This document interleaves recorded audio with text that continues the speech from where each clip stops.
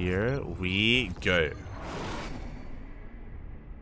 So I'm just trying to set everything up. I'm trying. There we go.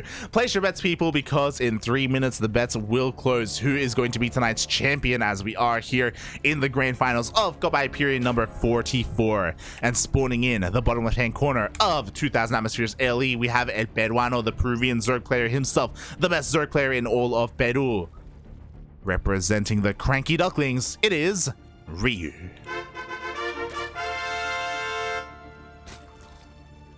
And spawning in the top right hand corner of 2000 Atmospheres LE, we have the Brazilian Zerg player himself representing Team Super.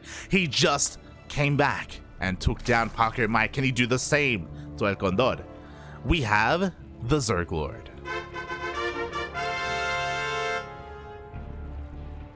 These two have played many times in the past. I want to say that Ryu has the winning record overall, but again, this could still go either way. The ZergLord does have a much more aggressive style, aggressive outlook on ZvZ, and he can sometimes catch Ryu off guard with his timing attacks, especially with his roach timing attacks. But we'll see. Overall, when it comes to a macro game, I want to favor Ryu a little bit more, but again, could still go either way, bearing in mind that Ryu does have that 1-0 advantage because he does come from the upper bracket. And so far, standard openers hatch, gas pool here from the ZergLord. Same can be said for Ryu. Ryu did get a slightly faster gas by a couple of seconds, so because of that, he will have a bit of a window here where he will have link speed and his opponent will not, but it's not the biggest of deals. It's like 3 seconds, 4 seconds, like it's not. It's fine, it's fine. It is negligible. But here we go. Feels bad, man. He does end up covering the Brazilian flag with his sporting pool. It's all good. It's all good. And yeah, we'll see how this goes. The Ryu has a really unique style of ZvZ, because I do typically say that he's like a more macro-oriented player, but there are things that he enjoys doing. He does stay on Roach Rav a little bit longer. He does love going for those drops whenever he can, Overlord drops specifically, with Roaches, multi-prong attacks, sometimes even burrowed Roaches. He's very fond of that kind of harassment style, eventually transitioning into Hydras, into Lurkers. I have seen Ryu go Spire before, but it really isn't a common thing for him. It's not really a common response for him. He is more of just a ground Zerg oriented player. Not so much Mutas, not so much. But here we go. So far, everyone takes their third base at the correct time as well, so no one is going for any kind of weird 2-base all-in or 2-base play. Ryu is going to confirm that with his Lings. He does have eyes on the third, and he throws down his Bailey Nest again on time. He's not cutting any corners. Speaking of cutting corners, that's what I have to say about the ZergLord. Surprisingly, he is making a swell of Lings. That's not surprising. What's surprising is that he doesn't have his own Bailey Nest, so he's just going pure Ling. Oh, and we see why. He is going for a very fast Roach Warren instead. He is skipping the Ling Bane portion of the game. So he's going to be flooding across the map with his mass amount of Lings. And then following that up with a bit of a Roach push. Ryu, can he hold on to this third base? That is a question. All this is being scattered, by the way. Ryu in a couple of seconds will have that Baneling Nest. And there we go. 2 Banelings are being morphed in immediately. And with these Banelings, ideally he can hold on to his third, but we'll see if he can. Third base already taking a little bit of damage. You do see a couple of Lings split off here for the ZergLord to try and force those detonations, but they don't make it through. The Banelings are rolling on in, and the ZergLord is forced back. Can he force any connections here? He tries, but no, he cannot. Oh, he's going to try and rotate around behind this as well. Maybe sneak into the natural base, but Ryu, he keeps up. Oh, he does keep up with that rotation. Banelings so far have been kept alive. Nothing has been wasted, but oh, it looks like one of them does get picked off. Only 2 Banelings remaining here, but it's not enough for the ZergLord to really overcommit. Behind this, again, he hasn't been droning. Look at that worker count. And the scout by Ryu in the midst of this defense, he goes across the map and he sees the Roaches. He knows what's coming his way. He's throwing down he's throwing down one spine here between his bases. It looks like he's preparing to give up his base, which makes sense. Again, look at the worker count. Ryu, he's ahead in drones. He doesn't need the third base. Meanwhile, here we go. The ZergLord is going all in. Oh, I don't know if I like this. He's moving his spine over towards the third. He's being greedy right now. Ryu is saying, you know what? If I hold on to this third, I just win. And he's not wrong, but it's still so difficult to hold on. Here we go, the Banelings do end up connecting on the Lings of Ryu. Meanwhile, the Banelings of Ryu, no! Oh, they connect on the Roaches, not the Lings, not the best connections, and it looks like the ZergLord just has a little bit too much. He comes from behind, he gets a full surround as well. The Roaches are coming on in, and Ryu, again, are being a little bit greedy defending his third base. Also, the Banelings did not connect with what they needed to, and the third goes down. Not just the third, but the game G gets called, and the ZergLord ties it up 1-1. Oof. A very nice all in there by the ZergLord. Again, Ryu, he did scout the Roaches coming, and he knew to throw down some spines, but the third, it's not where we want to be. Ay. GG, well played. Very quick game one, very quick. But again, that's kind of what we know from the ZergLord. I was saying it at the start of the series. The ZergLord is known to be the aggressor. He is known to hit certain timing attacks, and sometimes he catches Ryu off guard, and that's how we get wins here. Ryu, I do think in a more standard macro game, in the mid game especially, Ryu is the stronger player, but the ZergLord knows that, and that's why he wants to end things quick. Oof. He just wants to end it, mates. And now we move on to a larger map, a more standard map. We are loading in, as you can see soon, onto Glittering Ashes. It's going to be a little bit harder to pull off something like a roach push like that from the ZergLord, so I don't think he's going to do that again. But we'll see what our players have in store for us as we are loading on in to Glittering Ashes LE, and spawning in the top right hand corner of Glittering Ashes, we have our Peruvian Zerg player himself representing the CranKy Ducklings. It is Ryu.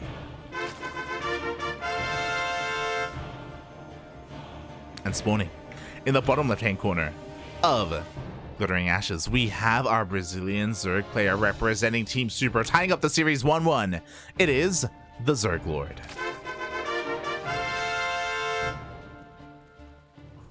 Again, with a very nice timing with that Roach Warren. Again, it was hidden for a while, so even though Ryu saw the Roaches as they were coming out, it was still a relatively late scout, and he had a very short period of time to respond accordingly and try and prepare at home.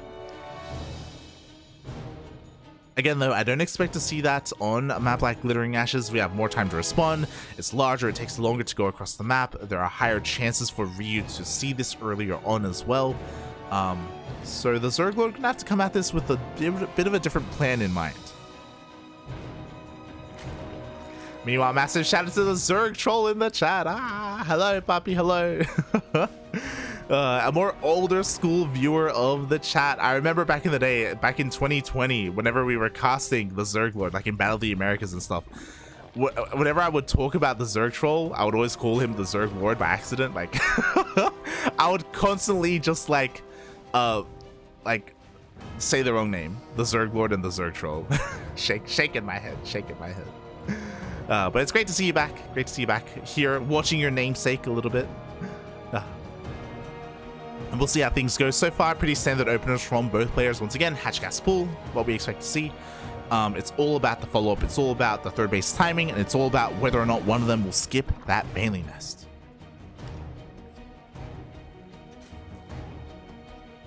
Here we go.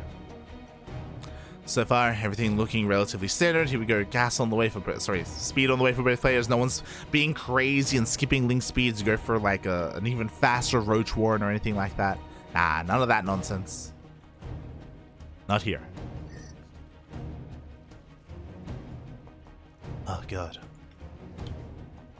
And yeah, we even see both players going for their own third bases as well. So, you know, again, nothing too crazy here to really speak of. It's kind of what we expected for Glittering Ashes, to be honest. You know, we expect to see more standard play here. But that's why you gotta expect the unexpected, you know? That's why this is when you cheesed. This is where we go two base muta. Let's go. As both players just scout each other, both players going for their Bailey nest as well. Everything's standard here. The ZergLord not going for his crazy strats. Not yet. Not yet, papi.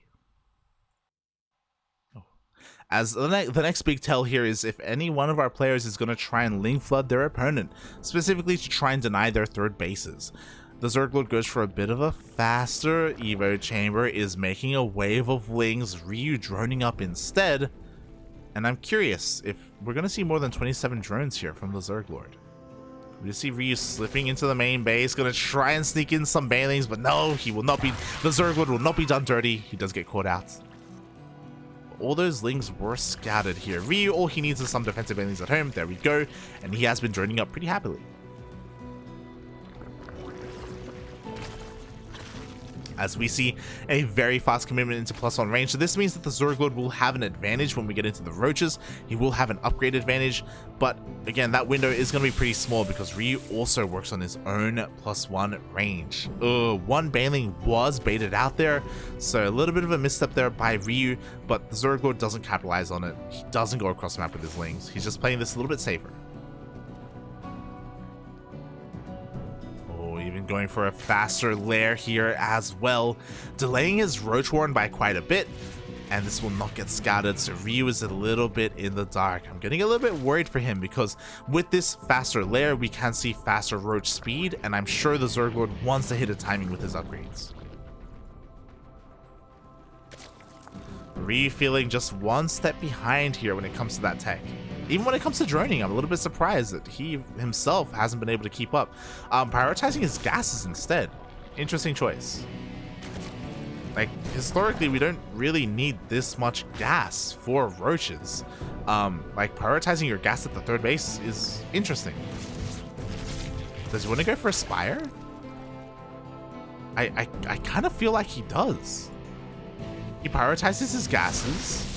He's going for another base. Ooh, loses another baneling. But Ryu is being so greedy.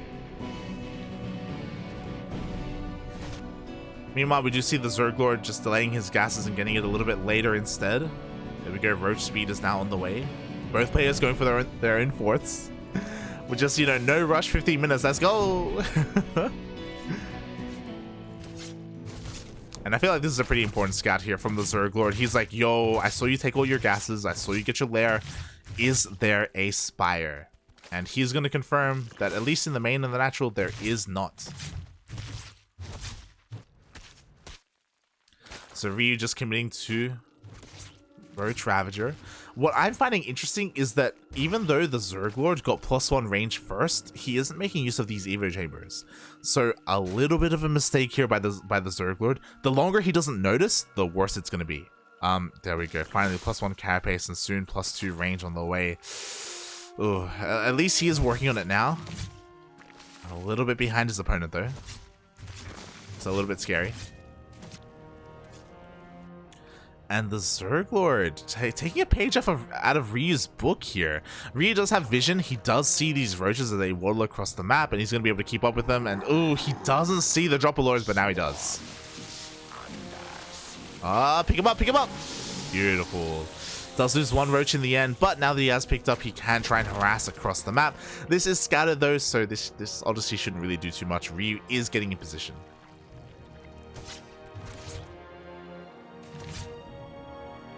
Meanwhile, he gets in with his own scouts. We do see Burrow and Tunneling Claws on the way for both players. We're just getting full swing into Roach versus Roach.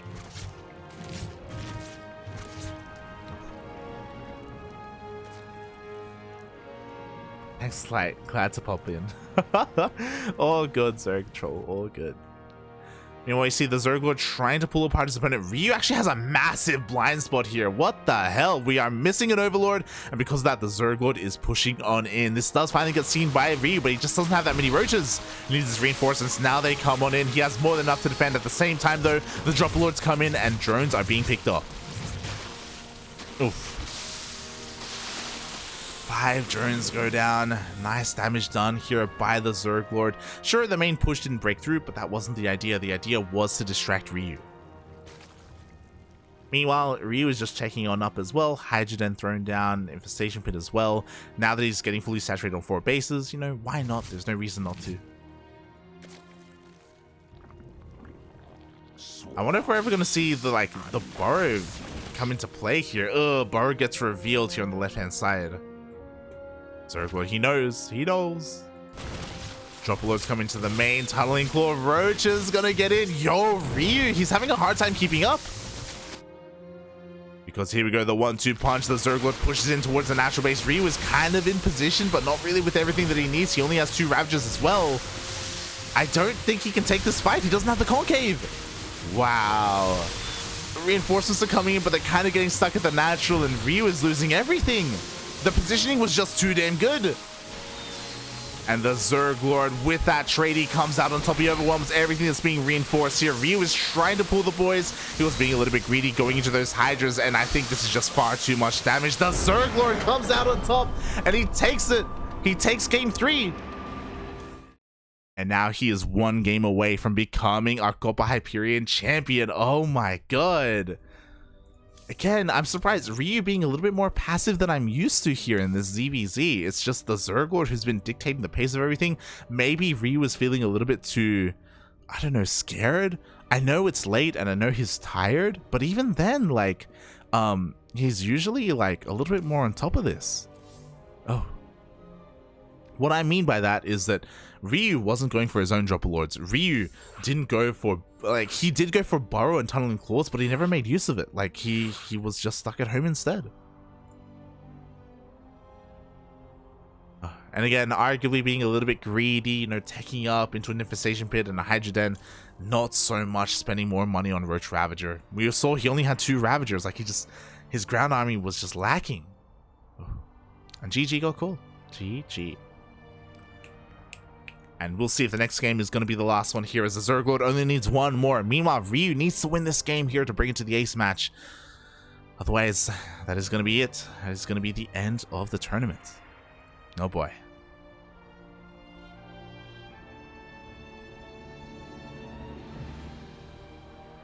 $15 is a little fast. I still have to eat breakfast. Let's make it 20.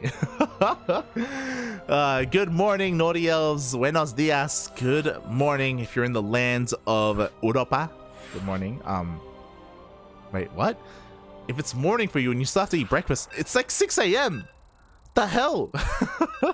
Naughty Elves, what time did you wake up today? Oh my god. I don't know if I want the answer to that. I'll be honest.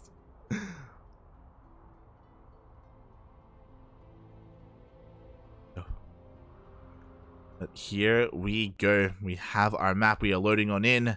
Game 4 is going to be Hardwire. Oh boy.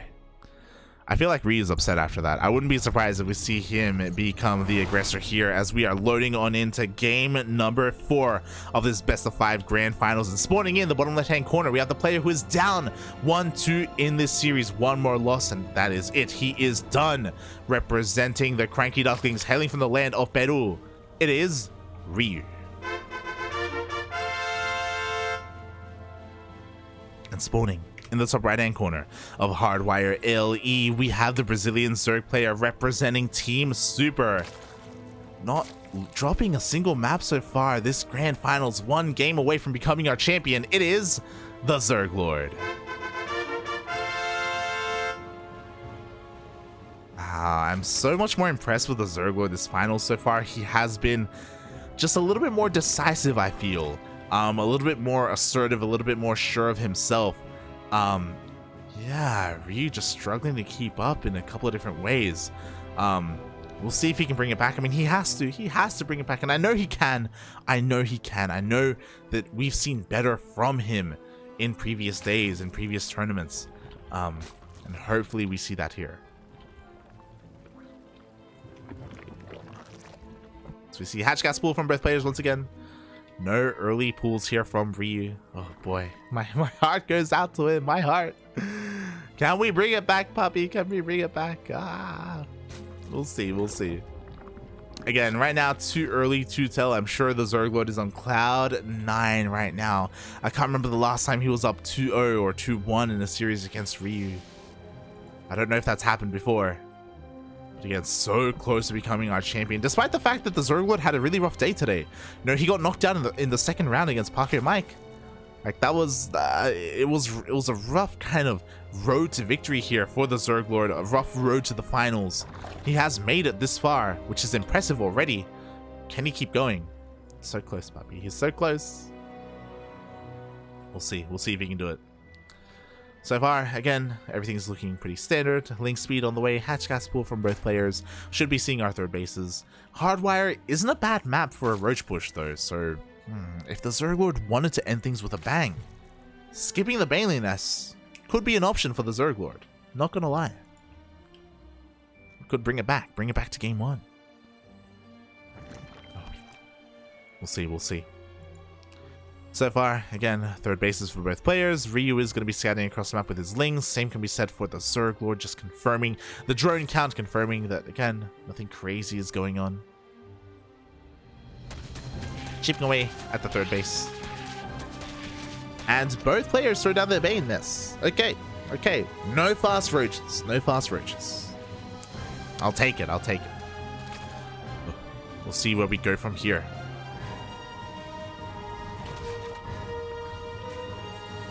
I wouldn't mind seeing Ryu go for a Ling Flood. Like, it's a hard place to be in, right? You're down in the series, you make one mistake and it's over, right? So it's hard to make a call like going for Ling aggression at the third at this stage of the series, because if things don't go well, then you're behind and you're out of the tournament and you're done.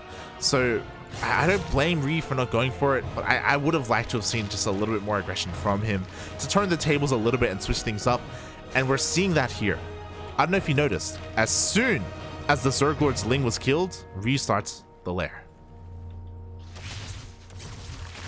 We see a full wall off here on 2 bases as well. Of course, Ryu is taking his third, but again, Ryu is hyper-focused on denying any kind of scouting here from his opponent. Let's keep an eye on these gases. 1 additional gas taken in the natural base. There we go. The third gas is taken. Are we going to see a 4th gas here from Ryu? It would be insane if he does. It would be crazy. Do it. Meanwhile, the ZergLord going for +1 melee. I wanted Ryu to go into Aspire, but this +1 melee from the ZergLord tells us otherwise, that the ZergLord wants to mix things up. He's taking the rest of his gases. His own Roach Horn is late in comparison to Ryu's. I'm sure Ryu notices that. And the ZergLord, he could be the one to go for the Spire instead. Meanwhile, with our lair done, here we go. We do have our 4th gas taken, and with +1 range, we should be seeing roach speed. Like, it just all comes together here for Ryu. No, we don't! Oh my god. Okay, so we do have a Spire from Ryu, which is kind of what I was hoping for with the fast lair. But because we have +1 range, this tells me that Ryu only wants to make enough mutas to take control of the map and then go for a roach push. So a 1-2 punch. Meanwhile, the +1 melee from the ZergLord tells us that he also wants to go for a Spire. He's taken all 6 of his gases. There's the Spire here at the natural, but he wants to commit to the mutas instead, which I think may be the better option. Regardless, both players are going to be taking flight. They are going to be going into the skies. It's all about whether or not, because Ryu's Spire is faster, how quickly can he identify what the ZergLord is doing? Because when he realizes, hold on, you are going mutas yourself, I need to also double down and commit harder to mutas and not waste gas on roaches, because roaches are not going to do much of anything at all. Here we go, the Lings reveal themselves. If Ryu clicks on the Lings, which he should, he is going to be seeing +1 melee on said Lings. He's running back home. We need Banelings right now. Do we have any defensive Banelings here for Ryu? We do. We have 2 of them. Oh god, they're going to be so important. Here we go. Banelings roll on forward, but the ZergLord, he is keeping an eye on this army. He's not going to just move in and take any Baneling shots to the face. Ryu goes for Corruptors. I kind of like it. Ryu knows that mutas are going to be coming out here for the ZergLord, and going into fast Corruptors is a way to deal with that, but he's losing a lot of work as the Lings get into the middle line, not just in the natural, but also in the main base. Queen is going to go down as well. +1 melee Lings doing so much damage. And now the ZergLord is ahead when it comes to the workers. Corruptors are good against mutas in low numbers, so this is okay. But as the muta count gets higher, Corruptors do kind of get outscaled a little bit. Killing 2 Overlords though, great start. He tries to hunt down more Overlords. Meanwhile, the ZergLord is so active with these Lings, he gets more drone kills. More lost mining time. The ZergLord, he has a 4th base. He is up in workers, up in everything. And Ryu, he has to just turtle up at home. There's no other way to it. No other answer.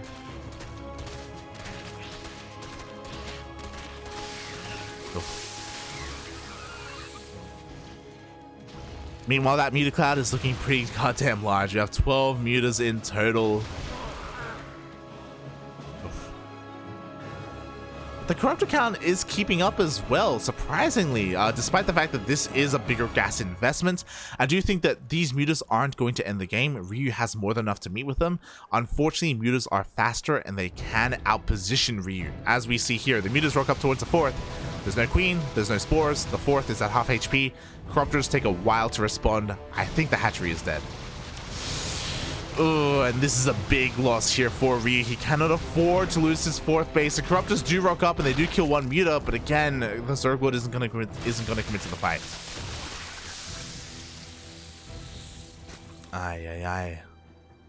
Ryu's gonna make a choice here. What does he want to? How does he come back here? There are ways to come back. We can go into an infestation pit and go into infestors. We can go into a fast hive and go into vipers. We need a 4th base. As that killed or canceled? That was canceled, thankfully. But we could go into a 4th base as well. As we see the mutas trying to go to town with the corruptors, and eventually they will overwhelm all of these corruptors. We need spores. We need something to support the corruptors, papi. As the corruptors are going down one after the other, and this may just be it with the reinforcements. Okay, the queens will definitely help out. We need some transfuse. The transfuse was a little bit too late. The queens are falling, the corruptors are falling, the mutas reign supreme. And the ZergLord with the comeback of a lifetime in this tournament. Again, he got knocked out in the 2nd round. He was dead. But you know who's dead now? Ryu. He goes for a roach counterattack, but he just gets shut down by all of these things. The mutas are catching the reinforcements. Well played, gets called. And the ZergLord is our Copa Hyperion 44 champion. Oh my god.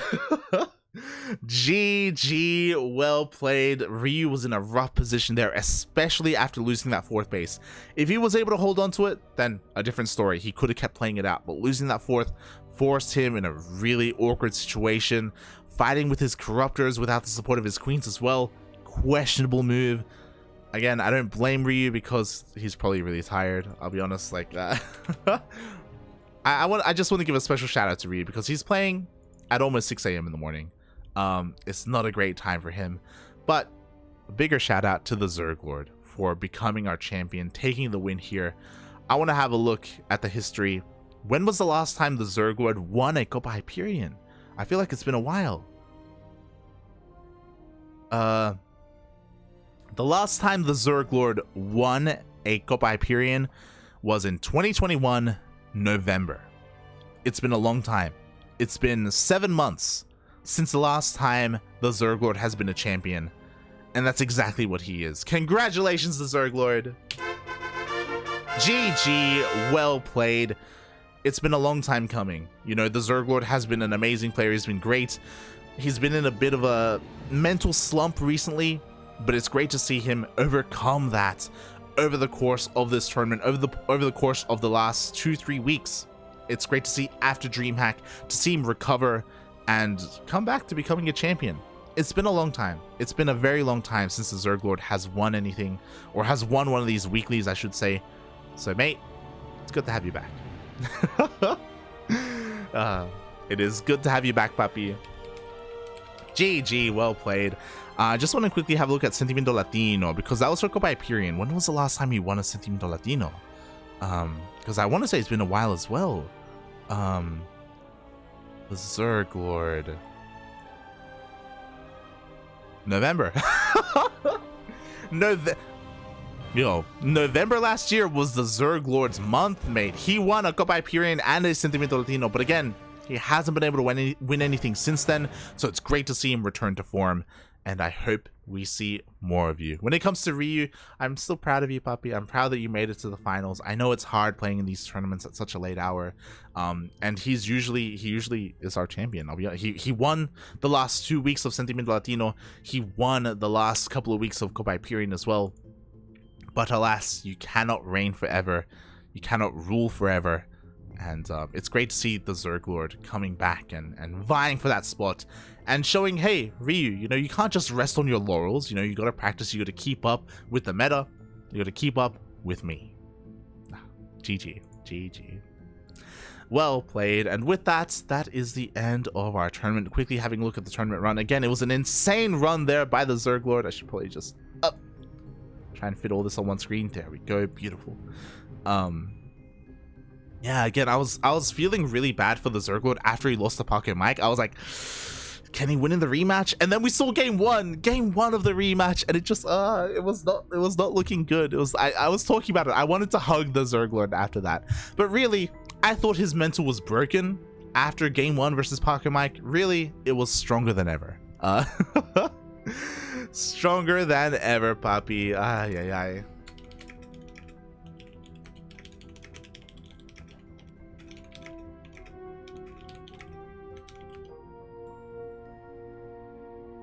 I'm just messaging the ZergLord. Is there a fist? Yeah, we gotta flex. We gotta flex.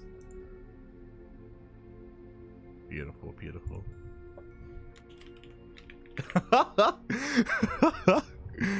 Oh god.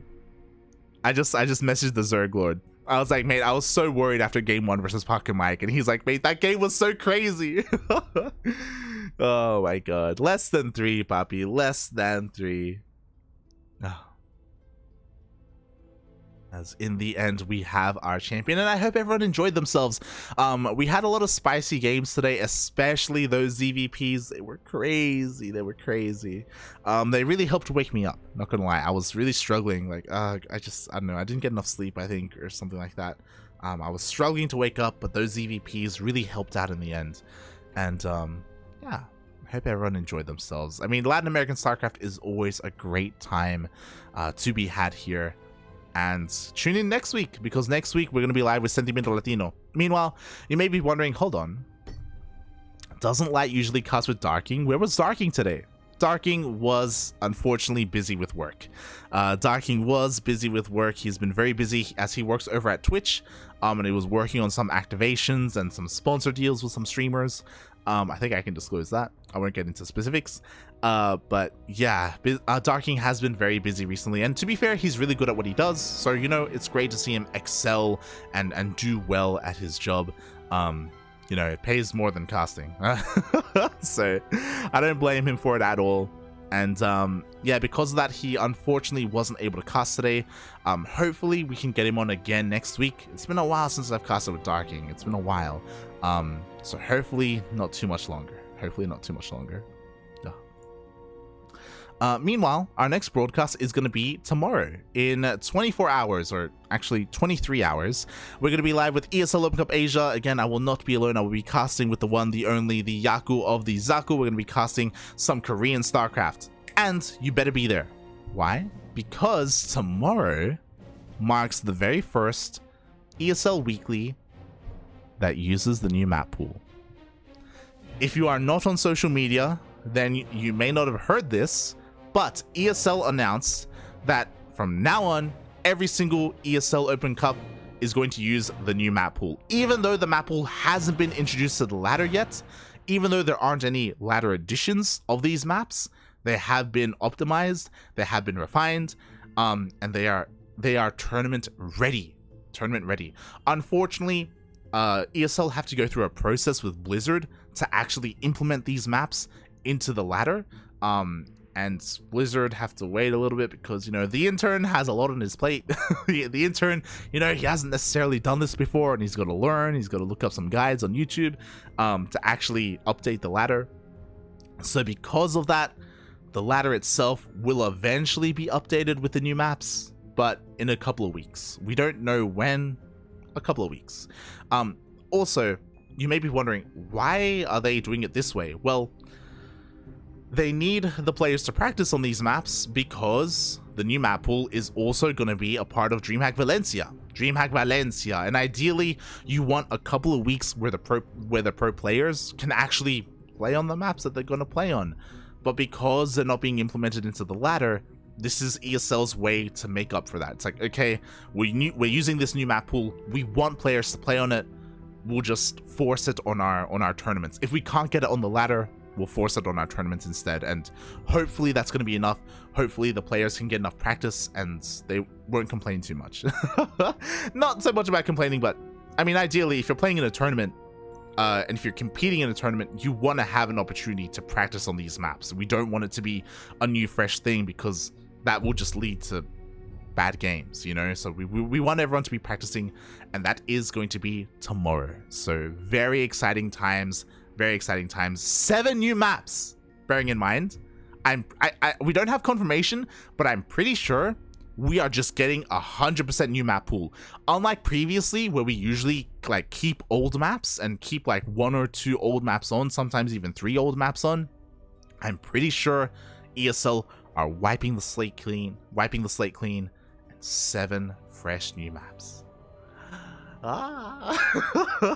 Get out of here, Hardwire. Get out of here, Blackburn. You've been here long enough. We're done with all these critters. I'm gonna miss the doggos on Berlingrad. I'm gonna miss them. You know, they're good boys. The doggos are good boys.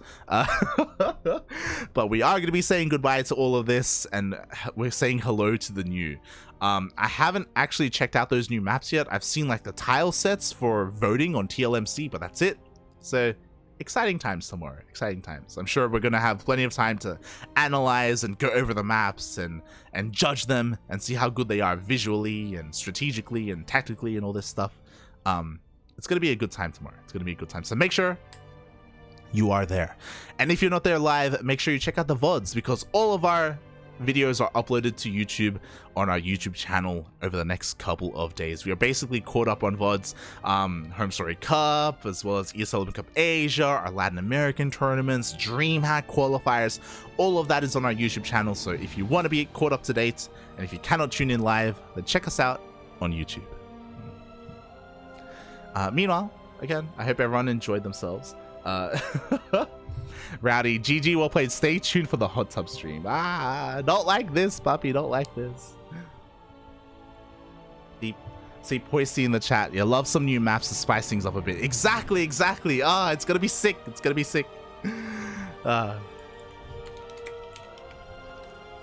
so sick. No hot tub stream. What's wrong with you people? I'm tired. I want to go to bed.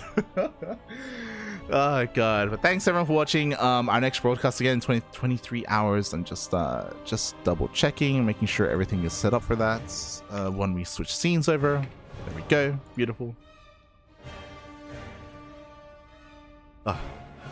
And yeah, with that, thank you so much everyone for watching. We'll see you guys next time. If you're interested in following the CranKy Ducklings, we don't just have a YouTube channel, we have Twitter, Facebook, Instagram, ! Socials in the chat if you want to check us out there. And if you want to support us monetarily, you can as well. You can support us over on Patreon, or you can subscribe on Twitch. As again, all the money that we make on Twitch and on Patreon goes towards our tournaments and goes towards our players, as our players are on a salary. And we also have been paying for the plane ticket for Vindicta, as Vindicta is going to be flying to Valencia, papi. We are making sure that Vindicta doesn't just go to Valencia, he will also be at Atlanta. So yes, we are trying to support our players as best we can and give them as many opportunities as we can as well. Yeah, thanks for watching everyone. Hope you enjoyed the tournament, and we will see you guys tomorrow. Also, I'm probably going to stream today. Light_VIP on Twitch. I lost 300 MMR yesterday, or like 250. I had such a bad ladder session on stream. I played 20 games, I won 3 and I lost 17. I don't know what happened. My brain just turned off, and I lost so much MMR last night. And we're gonna try and get it back. I'm gonna try and bring it all back. So if you want to be a part of that, in a couple of hours I'll be live over at Light VIP if you're interested. I'm probably gonna stream. We'll see. Maybe I'll sleep instead. I don't know. It's the weekend. It's the weekend, so we got options. Thanks for watching everyone, and I'll see you guys next time. Thank you for the support. Ciao. Ciao, ciao, ciao.